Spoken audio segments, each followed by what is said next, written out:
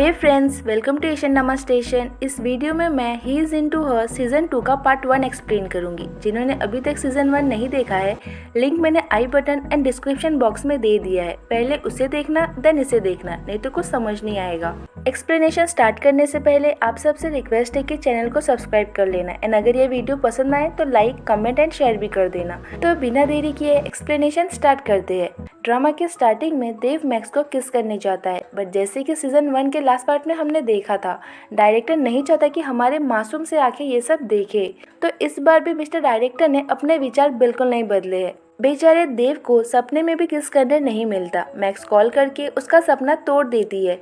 वो कहता है, तुमने मुझे उठाया क्यों? सपने में हम किस करने वाले थे।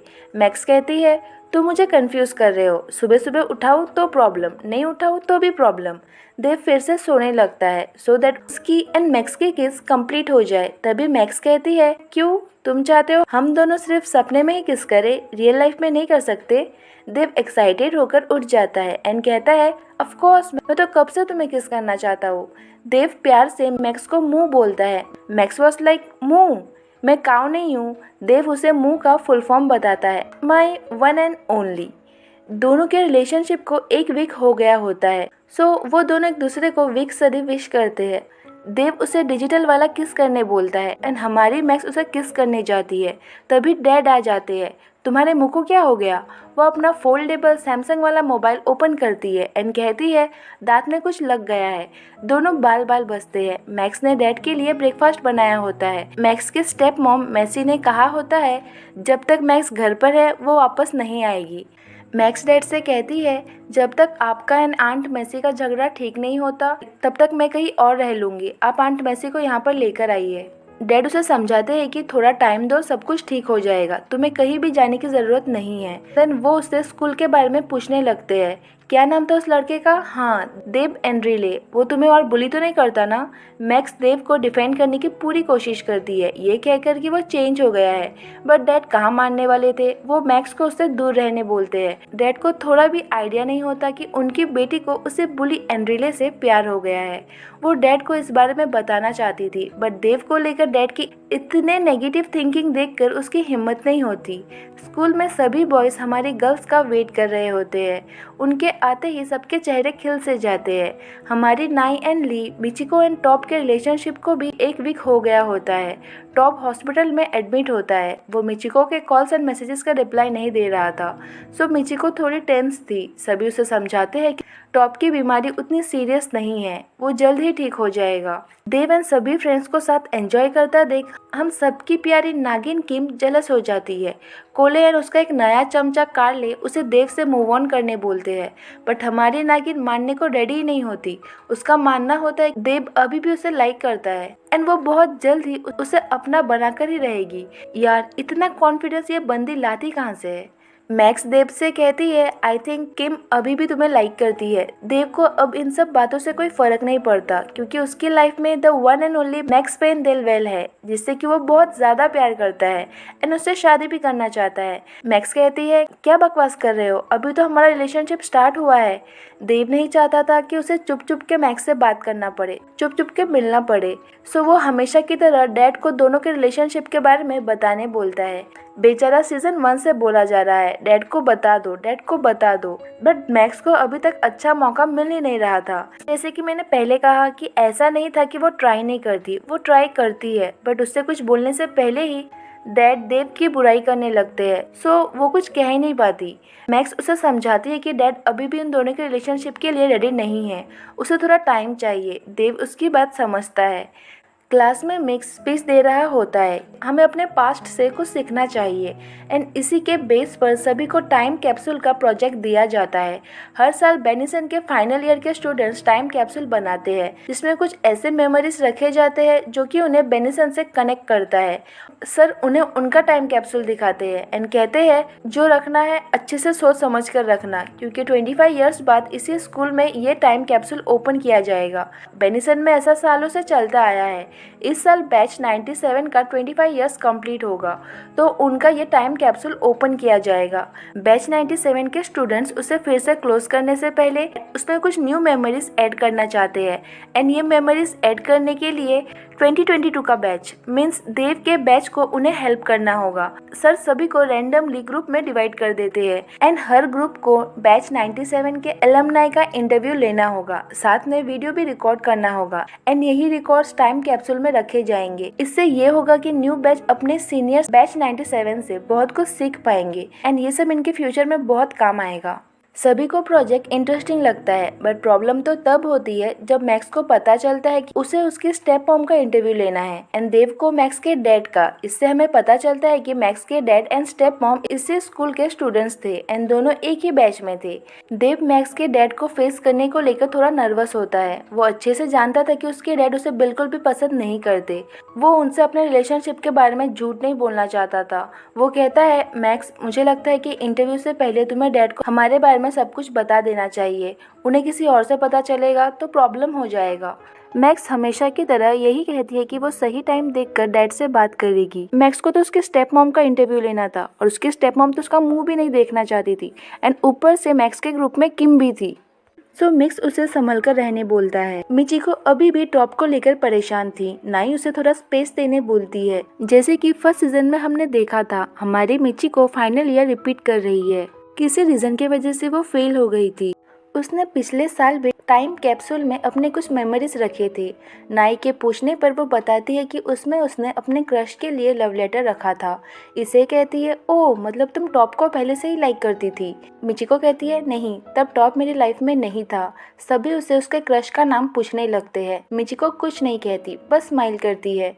देव अपने भाई डेल से मिलने जाता है एंड अपने एंड मैक्स के बारे में अपडेट्स देता है। मॉम आती है। डेल की कंडीशन इम्प्रूव होने लगी थी। देव हैप्पी होता है। देव अभी भी उन क्रिमिनल्स के बारे में पता लगाने में लगा हुआ था। ये सब बहुत ही रिस्की था, सो मॉम उसे इन सब से दूर रहने बोलती है। देव मॉम को यकीन दिलाता है कि वो कोई भी डेंजरस कदम नहीं उठाएगा, सब कुछ संभल कर करेगा। एक वीक पहले मीन्स सीजन 1 की एंडिंग में हमने देखा था कि प्राइवेट इन्वेस्टिगेटर ने उन क्रिमिनल्स के बारे में पता लगा लिया था। उस वीडियो में हमने मैक्स के टीटो को भी देखा था बट आई थिंक देव को इस बारे में अभी तक पता नहीं चला है क्योंकि प्राइवेट इन्वेस्टिगेटर ने उसे एक वीक पहले जो वीडियो सेंड किया है वो अलग है। वीडियो में हम प्राइवेट इन्वेस्टिगेटर को बोलते हुए सुनते हैं, बॉस आपको वो पोनीटेल वाला दिख रहा है, वो उन क्रिमिनल्स में से ही एक है। उसका नाम क्रिस्टोफर है एंड ये मिंडोरो का रहने वाला है। मैं इसके बारे में और भी पता लगा के आपको बताऊंगा। बट इसके बाद से ही देव उससे कांटेक्ट नहीं कर पा रहा है।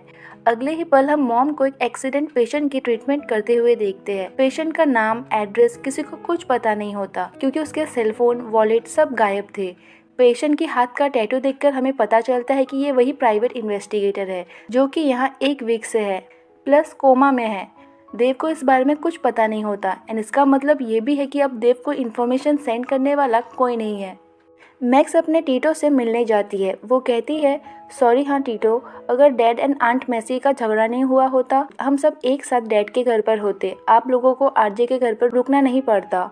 टीटो उसकी कंडीशन समझते हैं। देन वो टीटो को कुछ पैसे देकर जाने लगती है। टीटो कहते हैं, इतना आ ही गई हो तो लोला से मिलकर जाओ। मैक्स लोला से मिलना तो चाहती थी बट आरजे को नहीं देखना चाहती थी। टीटो कहते हैं, टेंशन मत लो, आरजे घर पर नहीं है। बट वो जब जाती है डोर आरजे ही ओपन करता है। सिचुएशन थोड़ी ऑकवर्ड हो जाती है। आरजे की सिस्टर जेल मैक्स को देखकर बहुत खुश होती है। वो उसे साथ डिनर करने बोलती है। टीटो एंड लोला को घर पर रखने के लिए मैक्स आरजे के डैड को थैंक यू बोलती है। डैड कहते हैं, ये तो कुछ भी नहीं है, मिंडोरो में जब हमारा घर रिपेयर हो रहा था तब तुमने हमें अपने घर पर रखा था और वैसे भी तुम हमारे लिए फैमिली जैसी हो। जेल कहती है, और जब आपकी एंड भाई की शादी हो जाएगी तो हम रियल फैमिली बन जाएंगे। आरजे उसे चुप होने बोलता है। जब उसे पता चलता है कि देव एंड्रिले पेनिसन बियर्स का कैप्टन मैक्स का बॉयफ्रेंड है, वो कहती है, आते मैक्स, आपको तो बुली करने वाले लोग बिल्कुल पसंद नहीं थे ना, तो अब क्या हो गया, आपने एक बुली से ही मेरे भाई को रिप्लेस कर दिया। डैड उसे चुप होने बोलते हैं बट वो नहीं मानती एंड कहती है, आपको पता नहीं है हर साल उस एंड्रिले की वजह से कितने लोग मैनिसन से ट्रांसफ़र होकर हमारे साउथ बे शार्क में आते हैं। मैक्स कहती है, वो अभी चेंज हो गया है, अच्छा इंसान बन गया है। जेल कहती है, ओ रियली। मैक्स को अनकंफर्टेबल होता देख डैड टॉपिक को चेंज करने की कोशिश करते हैं बट इस बार भी जेल चुप नहीं होती। आपने देव में ऐसा क्या देखा? इस बार आरजे एंड डैड दोनों ही उसे चुप करने बोलते हैं। वो पूछती है, अपने भाई को छोड़कर उस बुली को क्यों चूज़ किया, क्यों? तभी आरजे कहता है बिकॉज शी लव्स हिम। देव की गलतियों के बावजूद उसने उसकी अच्छाइयों को देखना प्रीफर किया, ना कि उसकी बुराइयों को। मैक्स सभी में उनकी अच्छाइयों को देखती है और इसी रीजन की वजह से उसने मुझे भी माफ कर दिया। उसने मेरी भी अच्छाइयों को देखना ही प्रीफर किया, ना कि मेरी गलतियों को। स्टैंड लेने के लिए मैक्स आरजे को थैंक्स बोलती है। वो कहता है इसमें थैंक्स वाली क्या बात है, जो सच था मैंने वही कहा। मैक्स उसे अपना बेस्ट फ्रेंड बोलती है, बट फिलहाल के लिए वो उसका फ्रेंड नहीं बनना चाहता, क्योंकि ऐसा करना उसके लिए बहुत मुश्किल होगा। वो अभी भी उसे लव करता है। अगर वो उसका फ्रेंड बनकर रहा तो उसे मैक्स की अच्छाइयाँ दिखती रहेगी और उसे उससे और भी ज़्यादा लव हो जाएगा। वो कहता है मुझे तुम्हारी बुराइयाँ देखनी है, मुझे तुम पर गुस्सा होना है। अच्छा होगा कि तुम कुछ ऐसा करो जिससे मुझे तुम पर गुस्सा आ जाए। इसके बाद ही शायद मैं तुमसे लव करना छोड़ पाऊंगा। मैक्स के पास उसे बोलने के लिए कुछ नहीं होता। वो पूरी तरह से शॉक्ड होती है। खोई खोई लग रही होती है। देव नोटिस करता है। उसके पूछने पर वो उसे आरजे के बारे में बताती है। देव पूछता है तुम आरजे से मिलने गई थी? मैक्स कहती है नहीं, तुम्हें तो पता ही है लोलो एंड टीटो उसके घर पर है। देव कहता है ओ फिर ठीक है। देन कहता है वो आरजे मुझे पसंद तो नहीं है, बट आई थिंक इस बार उसकी बात में पॉइंट तो है। तुमने मेरी अच्छाइयों को देखा, ना कि मेरी बुराइयों को। मैक्स भी उसे लोगों की अच्छाइयों को ही देखने बोलती है। दोनों क्लोज आने लगते हैं एंड फिर से इनके किस में बाधा आ जाती है। एले मैक्स की हाफ सिस्टर आ जाती है। सभी उसे देखने लगते हैं। वो बोलती है do they hate me, do you hate me. Max उसे हग करती है। दोनों सिस्टर्स डिसाइड करते हैं कि वो अपनी बिखरी हुई फैमिली को फिर से साथ लाएंगे। नेक्स्ट डे मिची अपने फ्रेंड्स के साथ टॉप से मिलने हॉस्पिटल जाती है, तो उसे पता चलता है कि कल रात ही उसके पेरेंट्स उसे यहाँ से लेकर चले गए हैं, क्योंकि पुलिस उनके पीछे पड़ी हुई है। सभी शॉक्ड होते हैं। मिची टॉप को कॉल करती है, बट नहीं लगता। टॉप कहाँ है, किस हालत में है और वो उसे कभी देख पाएगी भी या नहीं, मिची को कुछ पता नहीं होता। सभी टॉप एंड उसकी फैमिली से कांटेक्ट करने की कोशिश करते हैं, किसी को भी कुछ पता नहीं चलता। तभी किम आकर देव को बताती है कि टॉप की फैमिली पर बैंक फंड्स को गलत तरह से यूज करने का इल्जाम लगाया गया है। लॉर्ड कहता है क्या बकवास कर रही हो, फेक न्यूज फैलाना बंद करो। तभी मिक्स कहता है वो झूठ नहीं बोल रही है, फेक नहीं है, सभी वेबसाइट्स पर यही लिखा हुआ है। कोले टॉप एंड उसकी फैमिली को चोर कहती है। मिची टॉप के लिए स्टैंड लेती है। कार्ली भी टॉप के बारे में उल्टे सीधे बातें बोलने लगता है। सभी को गुस्सा आ जाता है। देव सबसे कहता है पूरी स्टोरी जाने बिना किसी को ब्लेम करना ठीक नहीं होगा। टॉप हमारा फ्रेंड है, हमें उसके एक्सप्लेनेशन का वेट करना चाहिए। डैड एले से मिलने उसके घर जाते हैं। मॉम डैड से नाराज जरूर होती है, बट डैड को अपने बच्चों से दूर नहीं रखती। उन्होंने अपने बच्चों के मन में डैड के लिए नेगेटिव बातें बिल्कुल नहीं भरे हैं। डैड मॉम को घर चलने बोलते हैं। मॉम अपनी बातों पर अड़ी रहती है, जब तक वो लड़की उस घर में है मैं यहीं पर रहूंगी। डैड उसे समझाने की पूरी कोशिश करते हैं। मॉम कहती है मैं मैक्स को हेट नहीं करती, मैं तो इस बात को हेट करती हूँ कि वो उस वुमेन की बेटी है। उसकी प्रेजेंस मुझे याद दिलाती है कि 18 इयर्स पहले तुमने मुझे छोड़कर उसकी मॉम को चूज किया था, और मैंने तुम्हें मैक्स से ये भी कहते सुना कि तुम उसकी मॉम से प्यार करते थे। एले ये सब सुन लेती है, बट किसी को कुछ पता चलने नहीं देती। मॉम डैड भी उसके सामने नॉर्मल रिएक्ट करते हैं।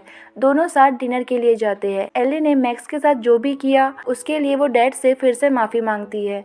डैड उससे पूछते हैं तुमने मैक्स को छोड़कर कभी किसी और को बुली किया था क्या? एली डैड से कहती है हम अल्फा 3 के बुलिंग प्रोजेक्ट को ज्वाइन करते थे क्योंकि हमें भी कूल बनना था, बट डैड अब बेनिसन चेंज हो गया है, बुलिंग स्टॉप हो गई है। देव भी चेंज हो गया है मैक्स की वजह से। He fell in love with her. Ellie ये बात डैड के सामने जानबूझकर बोलती है कि अनजाने में नहीं पता। सो देव को अब तक जिस बात का डर था वही हुआ। डैड को दोनों के रिलेशनशिप के बारे में किसी और से पता चला।